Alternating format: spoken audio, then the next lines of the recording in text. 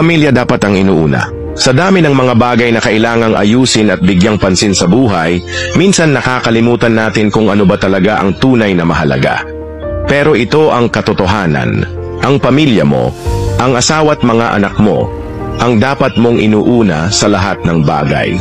Ang mga kaibigan, katrabaho, o ibang tao sa paligid mo ay maaaring magbigay ng saya o tulong. Pero ang tunay na sandigan mo sa hirap at ginhawa ay ang pamilya.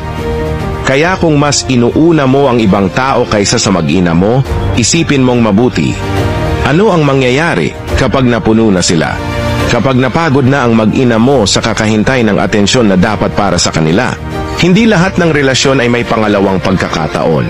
Hindi mo kayang balikan ang mga araw na hindi mo sila pinansin o sinaktan mo ang damdamin nila dahil mas inuna mo ang iba. Ang mag-ina mo ang laging andyan para sa'yo, pero pag iniwan ka nila, sino ang aasahan mo? Ang mga taong mas inuna mo. Hindi sila ang magpapalakas sa'yo kapag dumating ang panahong mangailangan ka ng tunay na pagmamahal at pag-unawa. Pamilya ang pundasyon ng buhay.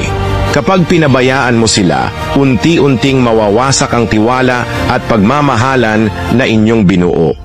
At kapag nasira na, masakit tanggapin na hindi na iyon maibabalik ng buo. Kaya bago ka magdesisyon kung sino ang dapat mong unahin, isipin mo muna kung sino ba talaga ang magbibigay ng kahulugan at direksyon sa buhay mo. Mahalin mo ang mag-ina mo nang higit sa lahat dahil sila ang tunay na kayamanan na hindi kailanman mapapalitan.